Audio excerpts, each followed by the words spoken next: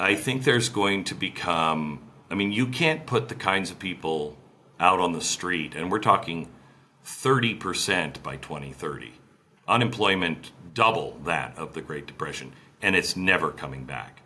You can't put those kinds of people out on the street and expect things to go well. So they better have a good handle on you and a way to keep you, as Yuval Harari says, medicated and online.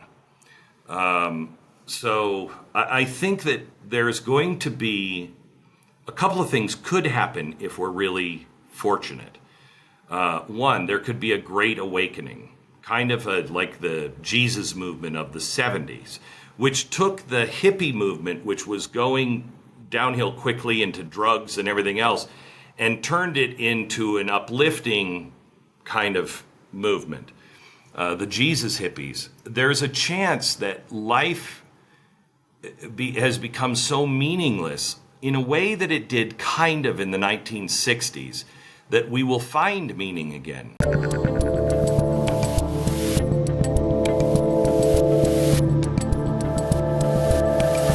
How worried are you that even if the machines aren't taking over and literally exterminating us, that just what they could do in terms of what guys like you and I do for a living, just try to translate the insanity into something sensible for people, that will be so cordoned off, maybe we're there already, that you will rarely ever meet anyone on this planet who thinks the same things that you do, or even roughly the same things, meaning that we will have all been so atomized and manipulated through algorithms and everything else, it will be impossible to agree on anything.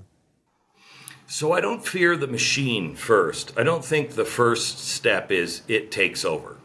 I think that's a longer process, and I'm not sure how that happens, if that happens.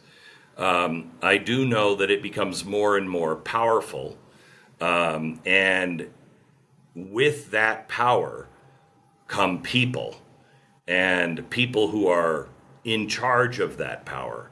I think the dystopian world of even possibly 2030 is that you don't go anywhere. Dave, you and I talking to each other, if I am on some list, which I can guarantee you I'm on, if I'm on some list and you talk to me, your score goes down.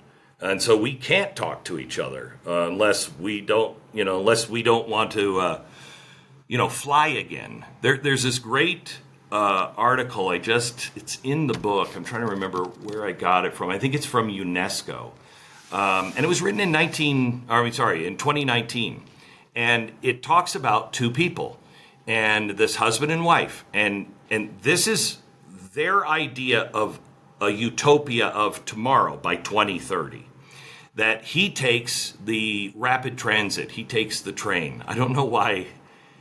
It always starts with the stupid train, and Democrats are always like, we got to build a new train. Anyway, he goes to work on the train, and he's in work within 20 minutes. However, she has to ride the bus, which takes up to 3 hours, which means she's going to be on the bus. She'll be late for work, blah, blah, blah, but she has a lower social credit score. And it says she recycles, she does all these things, she does the right things, she raises her children right, etc., etc.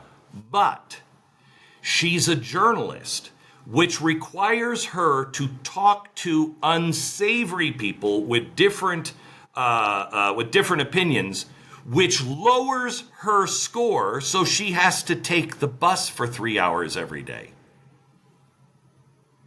She's a journalist.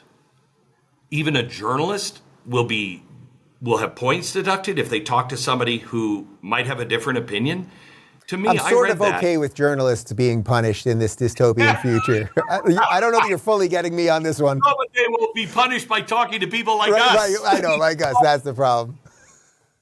Well, even that concept, does it strike you as strange, or why is it that for all the warnings about all of this in great literature and great science fiction and biblical stories, for all the warnings of opening the Ark of the Covenant and figuring out what the ultimate power is, we still go to it.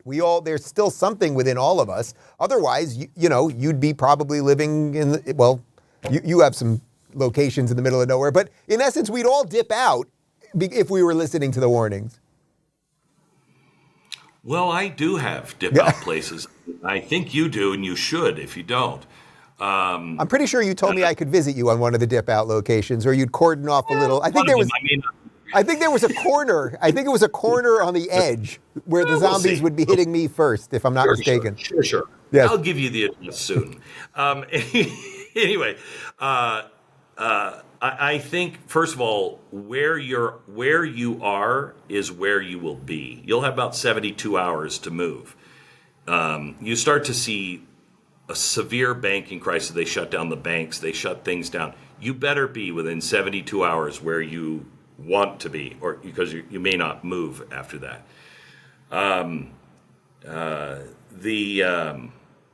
The reason I think we don't take it seriously is the same reason. I mean, I say this in humility and also with the knowledge it's been said forever. And I think this is why people don't take it seriously. I think I could see the return of Christ in my lifetime. I think that could happen. Will it? I don't know. I have no idea. Scriptures say you should be prepared for it. Am I really prepared for that? No. Why? Because it's probably not going to happen. Again, it's the normalcy bias. Things like this, especially in America, do not happen. But it can, and it is happening, and it's not normal. Would you connect some of this to what people have lately been calling the crisis of meaning that particularly younger people are having in that they're so confused about things, and their leaders and their elders and parents' generations and all of this stuff has failed them, that in a weird way, when lockdowns came around, when mandates came around, they kind of wanted it because it was just something. It was just something that was different than a thing. Or when you think about the Antifa soldiers and the BLM people, did they really want to burn down their cities and communities? Probably not if you really sat them down, but it was just something. And that impulse is a very strong impulse. Never really thought of it that way. That's terrifying, Dave. I think you're right. I think there's going to become, you can't put the kinds of people out on the street, and we're talking 30% by 2030. Unemployment double that of the Great Depression, and it's never coming back. You can't put those kinds of people out on the street and expect things to go well.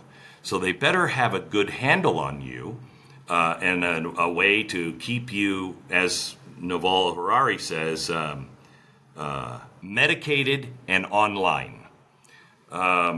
So I think that there's going to be a couple of things could happen if we're really fortunate. One, there could be a great awakening, kind of like the Jesus movement of the 70s, which took the hippie movement, which was going downhill quickly into drugs and everything else, and turned it into an uplifting kind of movement. The Jesus hippies. There's a chance that life has become so meaningless in a way that it did kind of in the 1960s, that we will find meaning again. Also, there is, right now we're fascinated by things we can do that aren't real. Things that we can, the filters we use and the way we, as somebody who has taken thousands and thousands of pictures with people, in the last 5 years, maybe 3 for sure, I have noticed younger people, when they take a picture of themselves or take a picture, they have, especially girls, they have this pose that they go into. It's almost always the same, and it always happens. They're not individuals anymore. That's who they are in photos, and it's disturbing. But I think we have a chance of starving for reality. And if we don't start getting hungry for reality, we're going to be in trouble. If you're looking for more honest and thoughtful conversations about politics instead of mindless drivel, check out our politics playlist. And if you want to watch full interviews on a variety of topics, watch our full episode playlist, all right over here.